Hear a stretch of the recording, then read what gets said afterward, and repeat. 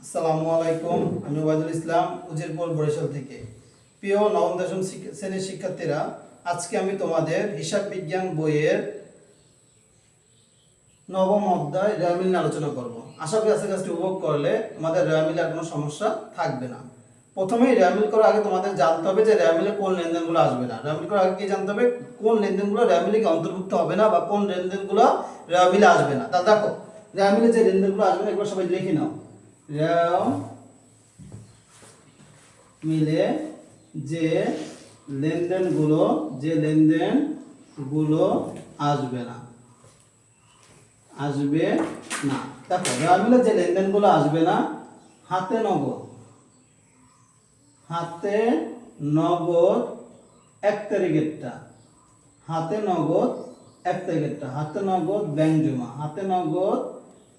জমা 1 তারিখেরটা রেওয়ামিলে আসবে না। হাতে নগদ ব্যাংক জমা 1 তারিখেরটা রেওয়ামিলে আসবে না। যদি দেখো তারিখ না দেওয়া থাকে তাহলে বলা থাকবে প্রারম্ভিক হাতে নগদ প্রারম্ভিক ব্যাংক জমা।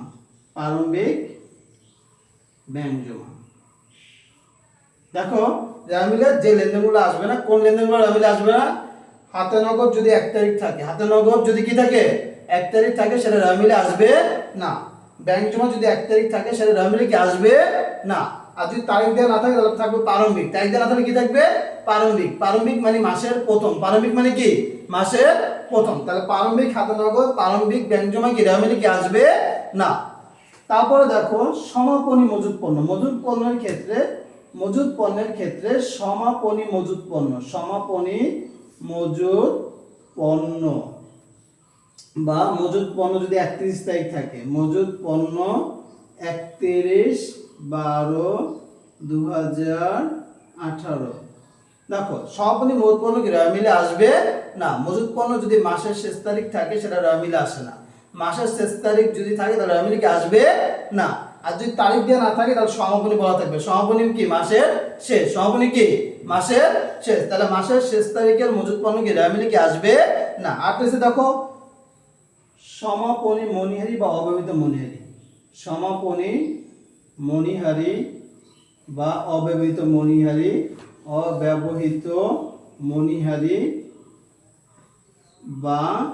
মণিহারি 31/12/2018। দেখো, মণিহারিও সমাপনীতে আসবে না। মণিহারি কোনটা আসবে না? সমাপনী মণিহারি কি আসবে না। সমাপনী মণিহারি থাকবে বা অবহিত মণিহারি থাকবে বা মণিহারি কি শেষ তারিখ কি বলা থাকবে। তাহলে দেখো, হাতে নগদ ব্যাংক জমা আসবে না 1 তারিখেরটা, এবং সমাপনী মজুত পণ্য এবং সমাপনী মণিহারি কি আসবে না। মণিহারি এবং মজুত পণ্য শেষ তারিখেরটা আসবে না। মণিহারি এবং মজুত পণ্য কোন তারিখেরটা আসবে না? শেষ তারিখেরটা আসবে না। আরেকটা আছে সম্ভাব্য দায়। সম্ভাব্য দায় কি রেওয়ামিলে আসে না। সম্ভাব্য দায় কি রেওয়ামিলে কি আসে না। তারপরে দেখো, একটা নোট আছে, নোট লিখে নাও। সমন্বিত ক্রয় থাকলে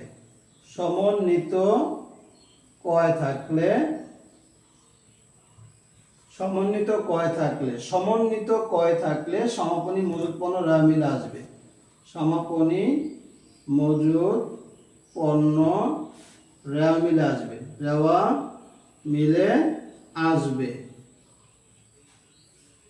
তখন প্রারম্ভিক মজুত পণ্য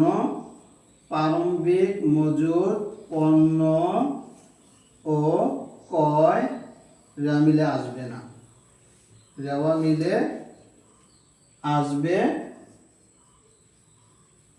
এটা নোট করে নিবা। দেখো, এদিকে সবাই একটু মনোযোগ দাও। আমরা জানি যে সমাপনী মজুত পণ্য রেওয়ামিলে আসে না। সমাপনী মজুত পণ্য কি রেওয়ামিলে আসে না। কিন্তু যদি এই কথা বলা থাকে সমন্বিত ক্রয়, অঙ্কের মধ্যে যদি কি সমন্বিত ক্রয় থাকে, তখন সমাপনী মজুত পণ্য রেওয়ামিলে আসবে।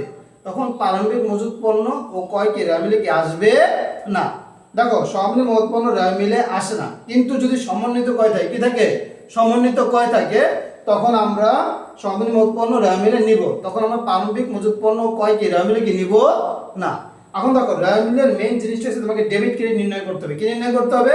কোনটা ডেবিট হবে, কোনটা কি ক্রেডিট হবে। আর আমরা কিভাবে ডেবিট ক্রেডিট নির্ণয় করবো সেটা আমি এখন লিখে দিব। ডেবিট ক্রেডিট নির্ণয়ের নিয়মাবলী। ডেবিট ক্রেডিট নির্ণয়ের নিয়মাবলী।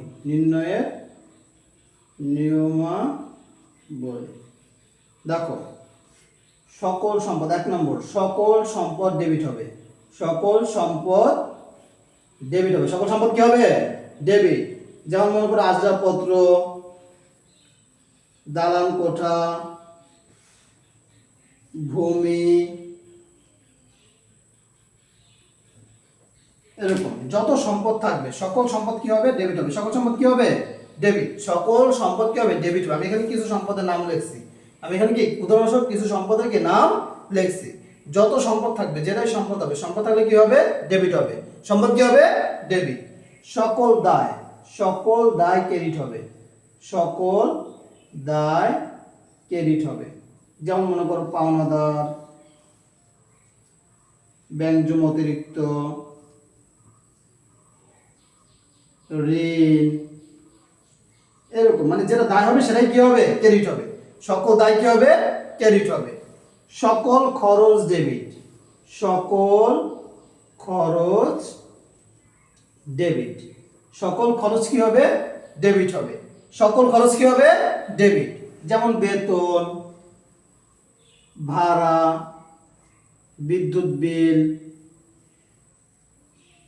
যত খরচ আছে আমি এখানে কিছু খরচের নাম লিখলাম, সকল খরচ ডেবিট হবে। সকল অগ্রিম খরচ ডেবিট। অগ্রিম খরচও কি হবে? ডেবিট হবে। দেখো সকল খরচ ডেবিট, সকল অগ্রিম খরচ কি হবে? ডেবিট হবে। যেমন মনে করো অগ্রিম বেতন,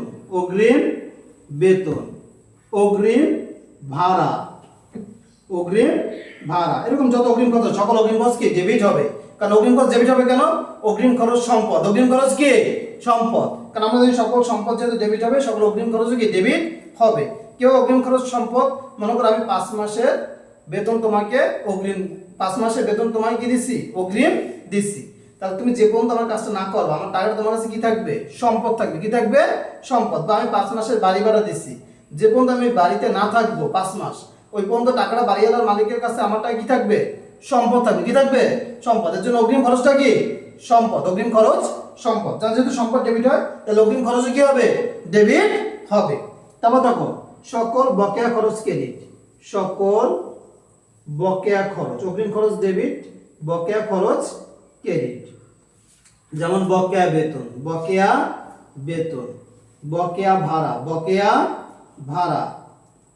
আমি দেখো বকেয়া বেতন কেন ক্রেডিট, বকেয়া খরচ কেন ক্রেডিট? দেখো বকেয়া খরচ দায়। বকেয়া খরচ কি? দায় কি? যেটা আমার পরিশোধ করতে হবে, যেটা আমার কি করতে হবে? পরিশোধ করতে হবে। বকেয়া মানে আমি যে বকেয়া মানে কি? আমি যেটা পরিশোধ করি নাই, তাহলে যেটা পরিশোধ করি নাই সেটা আমাকে পরিশোধ করতে হবে। যেটা পরিশোধ করতে হবে সেটা কি? দায়। যেহেতু সকল দায় ক্রেডিট হবে, তাহলে বকেয়া খরচও কি হবে? ক্রেডিট হবে। তারপরে দেখো সকল আয় ক্রেডিট।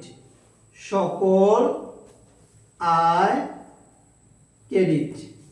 যেমন মনে করো বিক্রয়, বিনিয়োগের সুদ,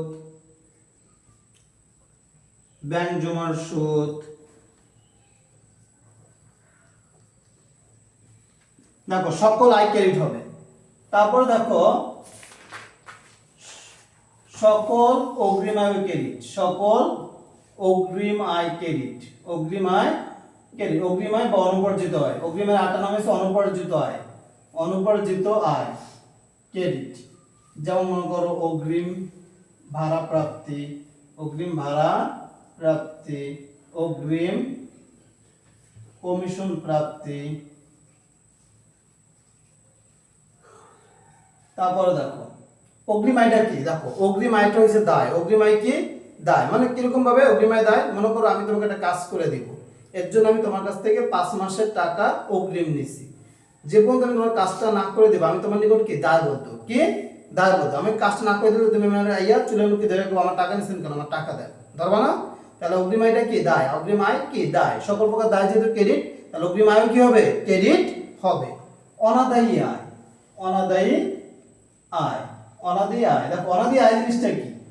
দেখো অনাদায়ী আয় জিনিসটা কি? অনাদায়ী আয় মানে হচ্ছে বকেয়া আয়। অনাদায়ী আয় কি? বকেয়া আয়। মানে দেখো খরচের ক্ষেত্রে আমরা বকেয়া বলি, আয়ের ক্ষেত্রে আমরা কি বলি? অনাদায়ী। মানে যে আয়টা কি আমি কি করতে পারি নাই, যে আয়ের টাকাটা কি আমি পাই নাই, অনাদি আমাকে এখনো দেয় না, আমি কাজ করছি কিন্তু টাকাটা এখনো কি আমি পাই নাই, তাহলে যেটা পাই নাই সেটা আমার কি সম্পদ, সেটা আমার কি সম্পদ। তাহলে অনাদি আয় কি হবে ডেবিট, অনাদি আয় কি হবে অনাদি আয় বা বকেয়া আয়, অনাদি আয় বা বকেয়া আয় কি হবে ডেবিট।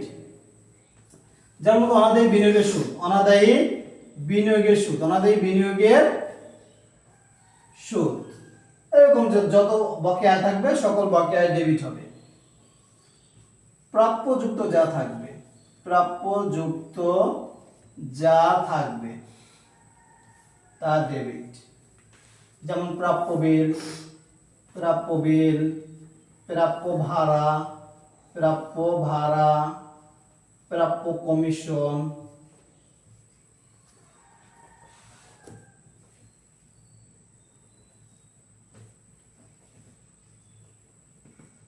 দেখো প্রাপ্যযুক্ত যা থাকবে তা ডেবিট হবে। প্রাপ্য মানে কি, দেখো প্রাপ্য মানে কি তুমি পাবা, তুমি কি পাবা, যেটা পাবা সেটা কি তোমার সম্পদ, তাহলে সকল সম্পদ কি হবে ডেবিট হবে। যেমন প্রাপ্য জাতীয় যা থাকবে সব কি হবে ডেবিট হবে। প্রদেয়যুক্ত যা থাকবে, প্রদেয়যুক্ত যা থাকবে, প্রদেয়যুক্ত যা থাকবে তা ক্রেডিট হবে। যেমন মনে করো প্রদেয় বিল, প্রদেয় বিল, প্রদেয় কমিশন, প্রদেয় কমিশন। প্রদেয় মানে কি, প্রদেয় আর বকেয়া জিনিস একই, যেটা তুমি কি পরিশোধ করো না, তোমাকে পরিশোধ করতে হবে, এটা হচ্ছে দায়, এটা কি দায়, সকল প্রকার দায় কি হবে ক্রেডিট হবে। প্রদত্ত যুক্ত যা থাকবে, প্রদত্ত যুক্ত যা থাকবে তা ডেবিট, প্রদত্ত যুক্ত যা থাকবে তা ডেবিট। যেমন মনে করো প্রদত্ত ভাড়া, প্রদত্ত বেতন। প্রাপ্ত যুক্ত যা থাকবে, প্রাপ্ত, প্রাপ্ত যুক্ত যা থাকবে তা ক্রেডিট। যেমন প্রাপ্ত ভাড়া, প্রাপ্ত ভাড়া, প্রাপ্ত কমিশন,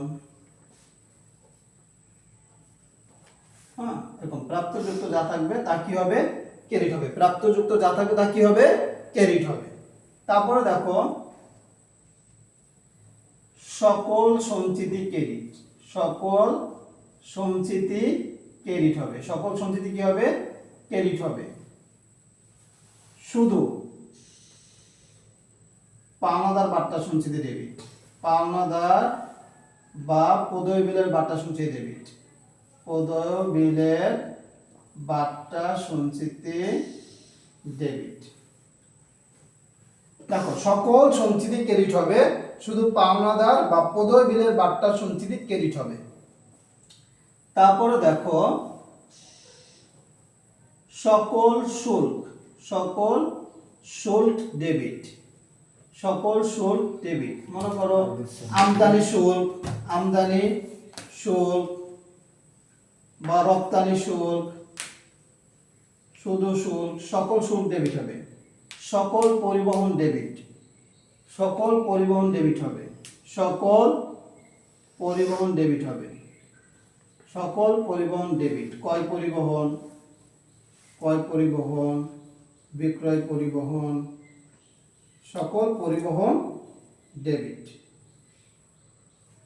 সকল পরিবহন কি হবে ডেবিট। কেন দেখো সকল শুল্ক ডেবিট হবে কেন, সকল পরিবহন ডেবিট হবে কেন, কারণ শুল্ক তো তোমার খরচ, কি খরচ, শুল্ক কি বুঝো, যখন আমরা বাহির থেকে কোনো পণ্য আমাদের দেশে নিয়ে আসি বা আমাদের দেশ থেকে বাহিরে যখন কোনো পণ্য পাঠায় তখন সরকারকে একটা টাকা কি করতে হয় দিতে হয়, এটাকে শুল্ক বলে।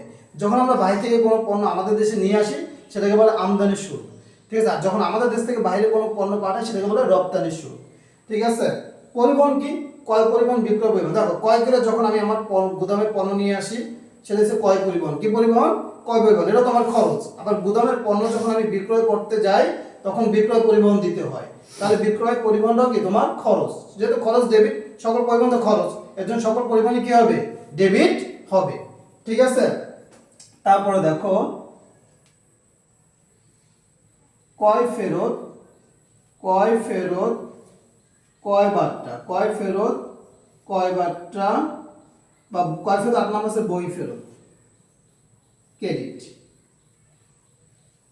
বিক্রয় ফেরত, বিক্রয় ফেরত আন্তঃফেরত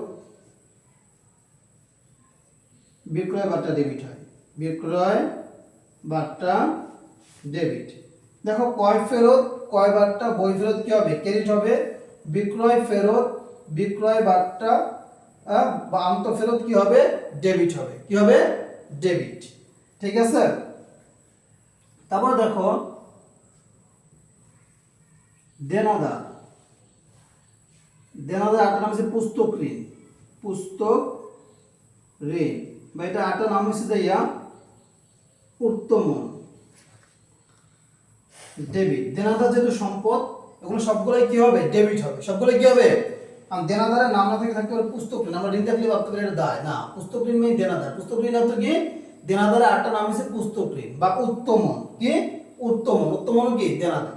এখন দেখো পাওনাদার, পাওনাদারের আরেকটা নাম হচ্ছে যে পদেয় হিসাব। কি হিসাব? পদেয় হিসাব। আরেকটা নাম হচ্ছে যাইয়া অর্ধমন, অর্ধমন। এগুলো কি হবে? ক্রেডিট। পাওনাদার যেহেতু দায়, পাওনাদার কি? দায়, পাওনাদার কি? দায়। তাহলে পাওনাদার, পদেয় বিল, অর্ধমন এগুলো কি হবে? ক্রেডিট। পাওনাদার, পদেয় বিল, পাওনাদার, পদেয় বিল, তারপর অর্ধমন এগুলো কি হবে? ক্রেডিট হবে। ক্রেডিট হবে। বুঝতে পারছো? এগুলো কি হবে? ক্রেডিট হবে। দেখে নাও রেয়ামিল থেকে কি কি প্রশ্ন হতে পারে। ক নম্বরে থাকবে রেয়ামিলে অন্তর্ভুক্ত হবে না তার পরিমাণ, বা রেয়ামিলে আসবে না তার পরিমাণ নির্ণয় করো। রেয়ামিলে অন্তর্ভুক্ত হবে না তার পরিমাণ বা রেয়ামিলে কোন কোন দফাগুলো আসবে না সেগুলো নির্ণয় করতে বলবে। খ নম্বরে বলবে রেয়ামিল প্রস্তুত করো। খ নম্বরে কি বলবে? রেয়ামিল প্রস্তুত করো। গ নম্বর তোমাকে বের করতে বলবে যে মুনাফা জাতীয় ব্যয় নির্ণয় করো, বা মূলধন জাতীয় ব্যয় নির্ণয় করো, বা মুনাফা জাতীয় আয় নির্ণয় করো, বা মূলধন জাতীয় আয় নির্ণয় করো, চলতি সম্পদ নির্ণয় করো, বা চলতি দায় নির্ণয় করো, স্থায়ী সম্পদ নির্ণয় করো, বা স্থায়ী দায় নির্ণয় করো, অদৃশ্যমান সম্পদের পরিমাণ নির্ণয় করো। গ নম্বর এইগুলো প্রশ্ন থাকবে। এখন দেখো এগুলোর জন্য আমাকে কোনগুলো মুনাফা জাতীয় ব্যয়, কোনগুলো মূলধন জাতীয় ব্যয়, হ্যাঁ, কোনগুলো মুনাফা জাতীয় আয়, কোনগুলো মূলধন জাতীয় আয়, কোনগুলো স্থায়ী সম্পদ, কোনগুলো স্থায়ী দায়, কোনগুলো চলতি সম্পদ, কোনগুলো চলতি দায়, কোনগুলো অদৃশ্যমান সম্পদ, সেগুলো কি জানতে হবে। এখন দেখো এই যে মুনাফা জাতীয় ব্যয় আমরা কিভাবে নির্ণয় করব, এখানে আমি লিখে দিছি। মুনাফা জাতীয় ব্যয় আমরা কিভাবে নির্ণয় করব? বিক্রিত পণ্যের ব্যয়ের সাথে অন্যান্য খরচ যোগ করলে মুনাফা জাতীয় ব্যয় পাওয়া যাবে। বিক্রিত পণ্যের ব্যয়ের সাথে অন্যান্য খরচ যোগ করলে কি পাওয়া যাবে? মুনাফা জাতীয় ব্যয় কি পাওয়া যাবে। এখন দেখো বিক্রিত পণ্যের ব্যয় আমরা কিভাবে বের করব? স্যার বিক্রিত পণ্যের ব্যয় আমরা কিভাবে বের করব? দেখো বিক্রিত পণ্যের ব্যয় বের করার নিয়মটা এখানে লিখে দিছি। দেখো প্রারম্ভিক মজুদ পণ্য, প্রারম্ভিক মজুদ পণ্যের সাথে এগুলো সবগুলো যোগ হবে, মাইনাস হবে সম্পূর্ণ মজুদ পণ্য। প্রারম্ভিক মজুদ পণ্যের সাথে এগুলো সব যোগ হবে, এগুলো সবগুলো কি হবে? যোগ। যোগ হয়ে সম্পূর্ণ মজুদ পণ্য মাইনাস করলে বের হবে কি? বিক্রিত পণ্যের ব্যয়। তখন প্রারম্ভিক মজুদ পণ্যের সাথে যোগ হবে নিট ক্রয়। কি যোগ হবে? নিট ক্রয়। মজুরি যোগ হবে, পরিবহন বা ক্রয় পরিবহন যোগ হবে, শুল্ক বা আমদানি শুল্ক যোগ হবে, জাহাজ ভাড়া বা জলযান ভাড়া যোগ হবে, ডক চার্জ যোগ হবে, কয়লা গ্যাস জ্বালানি যোগ হবে, বিদ্যুৎ বিল যোগ হবে, হ্যাঁ, মাইনাস হবে সর্বনিম্ন উৎপন্ন। মাইনাস হবে কি? সর্বনিম্ন উৎপন্ন। এই সবগুলো যোগ করে সর্বনিম্ন উৎপন্ন মাইনাস করলে বের হবে কি? বিক্রিত পণ্যের ব্যয়। এই বিক্রিত পণ্যের ব্যয়ের সাথে আরো যদি কোনো খরচ থাকে সেগুলো যোগ করলে বের হয়ে যাবে কি? মুনাফা জাতীয় ব্যয়। কি বের হয়ে যাবে? মুনাফা জাতীয় ব্যয়। তারপরে দেখো মুনাফা জাতীয় আয়। মুনাফা জাতীয় আয় যে সকল আয়, সকল আয়, যে আয়গুলো এক বছরের মধ্যে হয়, যে আয়গুলো কি বছরে অনেকবার হয়, এক বছরের মধ্যে কি অনেকবার হয়, সেগুলো হচ্ছে কি? মুনাফা জাতীয় আয়। যেমন মনে করো বিক্রয়, বিনিয়োগের সুদ, ব্যাংক জমা সুদ, এরকম আরো থাকতে পারে। ঠিক আছে, যেমন বেতন প্রাপ্তি, কমিশন প্রাপ্তি, এগুলো আমরা মাসে মাসে পাই। বছরে অনেকবার যে ব্যয়গুলো হয় সেগুলো যে আয়গুলো হয় সেগুলো হচ্ছে কি? মুনাফা জাতীয় আয়। যে আয়গুলা বা যে ব্যয়গুলা বছরে অনেকবার হয় সেগুলো হচ্ছে মুনাফা জাতীয় আয় বা মুনাফা জাতীয় ব্যয়। তারপরে দেখো মূলধন জাতীয় ব্যয়। মূলধন জাতীয় ব্যয় যে ব্যয়গুলো অনেকদিন পর পর হয়, অনেকদিন পর পর হয় এবং অনেক বছরের জন্য অনেক বছরের জন্য ব্যয়টা কি করা হয়, অনেক বছর ব্যবহার করার জন্য যে ব্যয়টা করা হয় সেটা হচ্ছে মূলধন জাতীয় ব্যয়। সেটা কি? মূলধন জাতীয় ব্যয়। মনে করো আমি একটা আসবাবপত্র ক্রয় করছি, আসবাবপত্র কি আমি এক বছর ব্যবহার করার জন্য ক্রয় করি? অনেক বছর ব্যবহার করার জন্য ক্রয় করি। যেমন মনে করো টেলিভিশন ক্রয়, কম্পিউটার ক্রয়, হ্যাঁ, তারপর ভূমি ক্রয়, হ্যাঁ, জাহাজ ক্রয়, যেগুলো আমরা অনেক দিন ব্যবহার করার জন্য ক্রয় করি সেগুলো হচ্ছে মূলধন জাতীয় ব্যয়। সেগুলো কি? মূলধন জাতীয় ব্যয়। এবং অনেক বছর ব্যবহার করার জন্য ক্রয় করি এবং অনেক দিন পর পর ক্রয় করি। যেমন আসবাবপত্র কি প্রত্যেক বছরই ক্রয় করি? টেলিভিশন কি প্রত্যেক বছরে ক্রয় করি বা প্রতি মাসে মাসে ক্রয় করি? এগুলো অনেক বছর পর পর এবং অনেক দিন ব্যবহার করার জন্য ক্রয় করি। এগুলো এর জন্য এগুলো হচ্ছে কি মূলধন জাতীয় ব্যয়। ঠিক আছে, তারপরে দেখো চলতি সম্পদ। চলতি সম্পদ কোনগুলো আগে আমাদের জানতে হবে। চলতি সম্পদ কোনগুলো?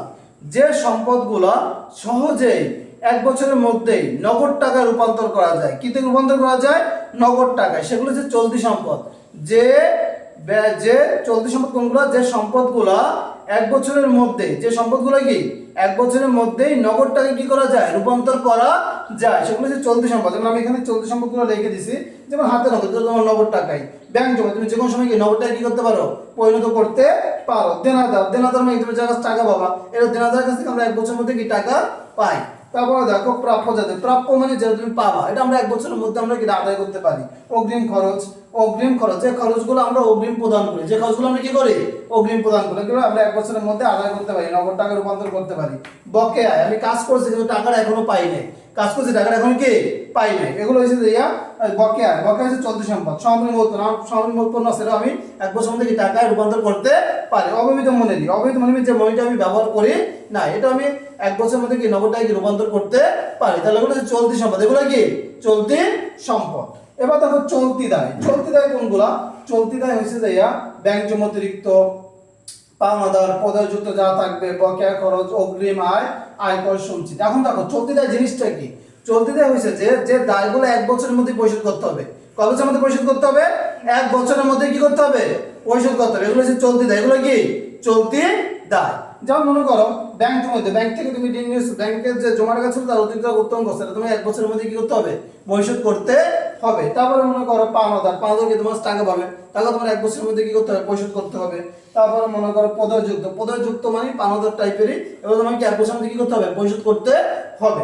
তারপর বকেয়া খরচ, তুমি কোনো খরচ দেও নাই, কৃষক খরচটা কি করতে হবে? পরিশোধ করতে হবে।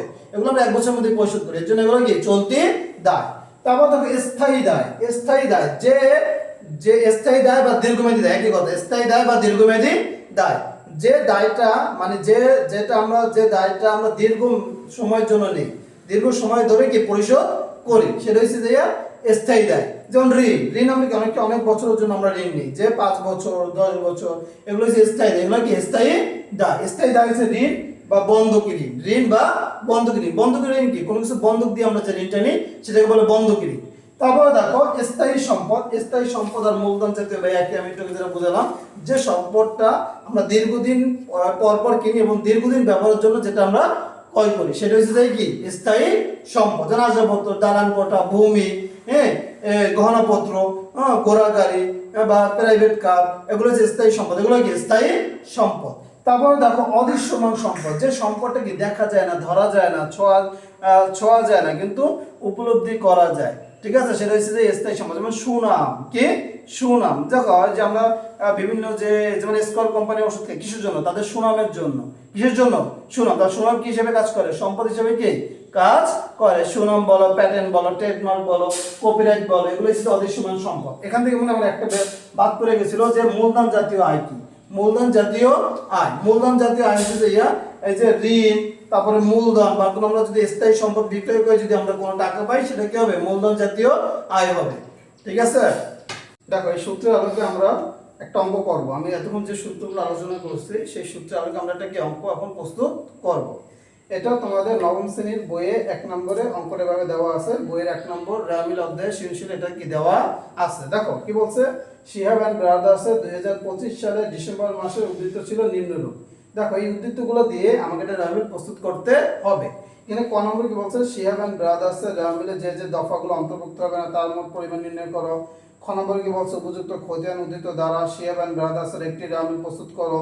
গ নম্বর কি বলছে, উপযুক্ত তথ্য হতে মুনাফা জাতীয় আয় ও মুনাফা জাতীয় ব্যয় কি প্রস্তুত করো। দেখো এখানে আমরা যদি রামিল আসবে না কোনগুলো, আমি আগে তোমাদের দেখাইছিলাম যে হাতে নগদ ব্যাংক জমা যদি 1 তারিখে থাকে, হাতে নগদ ব্যাংক জমা 1 তারিখে থাকলে সেটা কি রামিলে কি আসে না। তারিখ না থাকলে প্রারম্ভিক বলা থাকবে, প্রারম্ভিক হাতে নগদ, প্রারম্ভিক ব্যাংক জমা। প্রারম্ভিক মানে কি মাসের প্রথম তারিখ। আর মজুদ পণ্য কি, মজুদ পণ্য শেষ তারিখে কি রামিলে আসে না। আর হচ্ছে অব্যবহৃত মনিহারি কি, অব্যবহৃত মনিহারি থাকলে কি রামিলে কি আসবে না। সম্ভাব্য দায়, কি দায় থাকলে, সম্ভাব্য দায় থাকলে কি রামিলে কি আসে না। তাহলে দেখো এখানে এই যে হাতে নগদ 1 তারিখেরটা এবং যে সমাপনী মজুদ পণ্য, এই দুইটা কি রেওয়ামিলে আসবে না, আর দেখো আর কোথাও নাই, তাহলে এই দুইটাই কি রেওয়ামিলে কি আসবে না। এটা আমি এখানে লিখছি, দেখো হাতে নগদ 1 তারিখ এবং সর্বনিম্ন মোট পণ্য, এই দুইটা রেওয়ামিলে আসবে না। এই দুইটা যোগফলই হবে 27,000 টাকা। এই 27,000 টাকা কি রেওয়ামিলে কি হবে না, অন্তর্ভুক্ত হবে না। তারপর আমাদের কি বলছে, একটা রেওয়ামিল প্রস্তুত করো। আমরা এখন একটা রেওয়ামিল প্রস্তুত করব। দেখো রেওয়ামিলের গড় আর জাবেদার গড় সেম এক, রেওয়ামিলের গড় আর জাবেদার গড় কি সেম এক, কিন্তু জাবেদার তারিখ হয়, রেওয়ামিলে কি হবে কমিট নং, রেওয়ামিলে কি হবে কমিট নং। তাহলে আমরা এখানে লিখছি দেখো কমিট নং হিসাবের নাম খতিয়ান বিষয় ডেবিট টাকা ক্রেডিট টাকা। রেওয়ামিল মানে কি তোমাকে কোনটা ডেবিট হবে কোনটা ক্রেডিট হবে সেটাই কি তোমাকে নির্ণয় করতে হবে। এদিকে দেখো সবাই, এখানে এই যে মূলধন, মূলধন সবসময় কি হবে ক্রেডিট হবে। আমি বলছিলাম এই যে হাতে নগদ 1 তারিখ তো রেওয়ামিলে কি আসবে না। প্রাপ্য জাতীয় যা থাকবে তা ডেবিট হবে, প্রাপ্য জাতীয় যা থাকবে তা কি হবে ডেবিট হবে, প্রাপ্য জাতীয় যা থাকবে তা ডেবিট হবে। যেমন প্রাপ্য জাতীয় যা থাকবে তা কি চলতি সম্পদ, তা কি চলতি সম্পদ, সকল সম্পদ যেহেতু ডেবিট তাহলে প্রাপ্য জাতীয় যা থাকবে তা কি হবে ডেবিট হবে। যেমন প্রাপ্য হিসাব, প্রাপ্য হিসাব পরিচালক টাকা কি হবে ডেবিট। পদেয় যুক্ত যা থাকবে তা কি হবে ক্রেডিট হবে, দাদা হয়েছে পদেয় হিসাব ক্রেডিট। উত্তোলন সবসময় ডেবিট হবে, উত্তোলন কি হবে ডেবিট। কয় কি হবে, কয় কি খরচ, কয় কি খরচ, সকল খরচ কি হবে ডেবিট হবে, সকল খরচ কি হবে ডেবিট। তাহলে কয় ডেবিট হবে, বিক্রয় কি আয়, বিক্রয় কি আয়, সকল আয় কি হবে ক্রেডিট হবে, সকল আয় কি হবে ক্রেডিট। তারপর বিনিয়োগের সুদ কি আয়, তাহলে বিনিয়োগের সুদ কি হবে ক্রেডিট হবে। সর্বনিম্ন মোট পণ্য রেওয়ামিলে কি আসবে না। বীমা সালামি কি খরচ, বীমা সালামি কি খরচ, সকল খরচ কি হবে ডেবিট হবে। তারপর দেখো আমদানি শুল্ক, আমদানি শুল্ক কি খরচ, আমদানি শুল্ক কি খরচ, তাহলে আমদানি শুল্ক কি হবে ডেবিট হবে। আমি লিখে দিলাম সকল শুল্ক ডেবিট হবে। প্রাপ্ত বা প্রাপ্তি জাতীয় যা থাকবে, প্রাপ্ত বা প্রাপ্ত জাতীয় যা থাকবে সব ক্রেডিট হবে। তাহলে দেখো যে কমিশন প্রাপ্তি কি হইছে ক্রেডিট। বিনিয়োগ কি হবে, বিনিয়োগ সম্পদ, বিনিয়োগ কি সম্পদ ডেবিট। ব্যাংক জমা সুদ কি আয়, ব্যাংক জমা সুদ হইছে আয়, এজন্য ব্যাংক জমা সুদ ক্রেডিট হবে। আজাপত্র সম্পদ, এজন্য আজাপত্র কি হবে ডেবিট। বিজ্ঞাপন খরচ, এজন্য বিজ্ঞাপন কি হবে ডেবিট। প্রারম্ভিক মূল পণ্য খরচ, প্রারম্ভিক মূল পণ্য কি খরচ। বছরে প্রথমে আমরা যে পণ্যটা কিনে গুদাম করে রাখি বা মজুত করে রাখি সেটা হচ্ছে খরচ, সেটা কি হবে ডেবিট হবে। সমাপনী ব্যাংক জমা কি ডেবিট।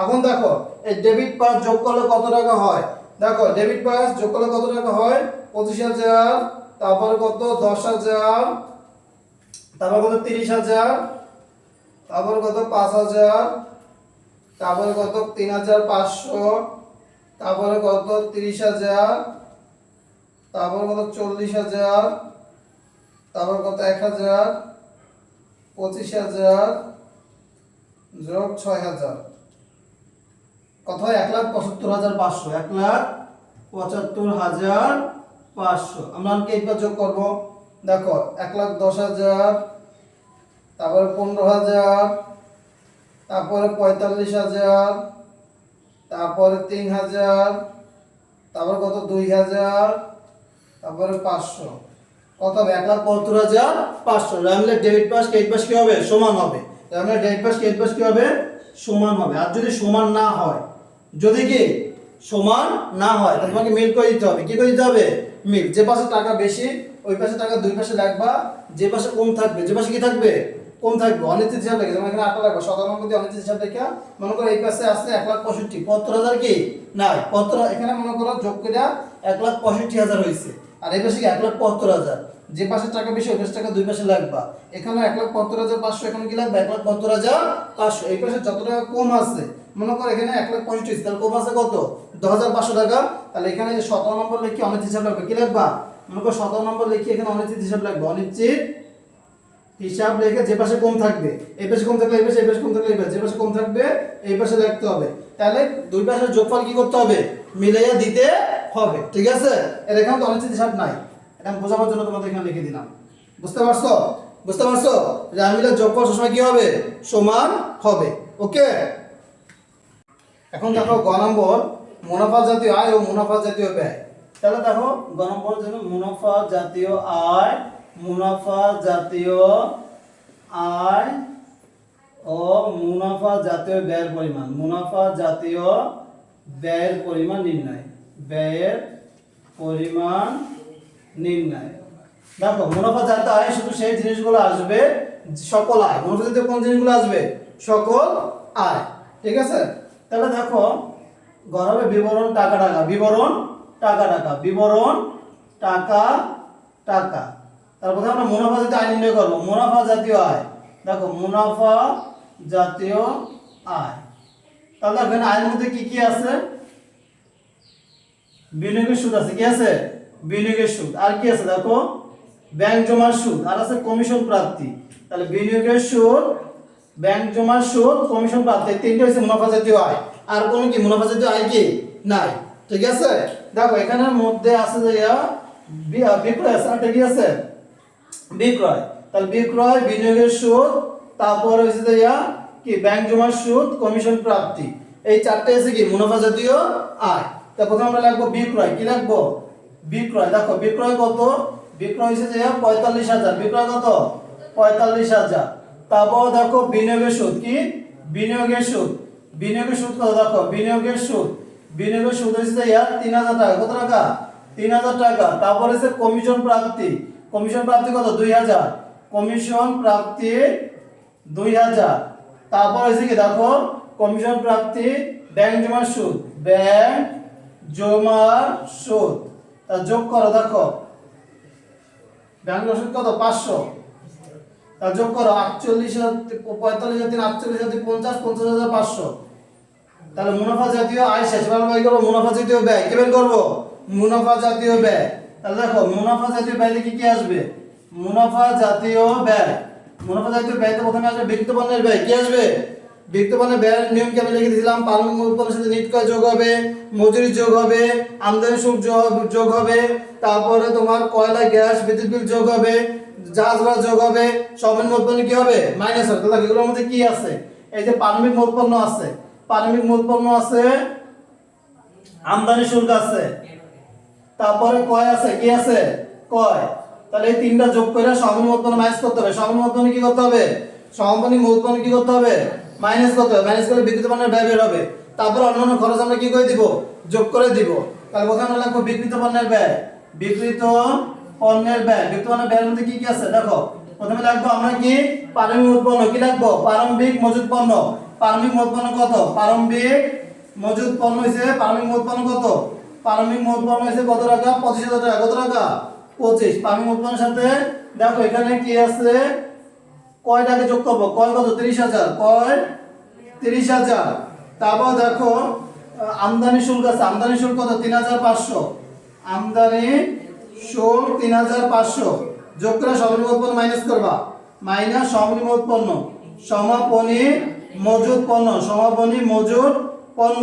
তাহলে দেখো 25,000, 25,000, 25,000 যোগ 30,000 যোগ 3,500।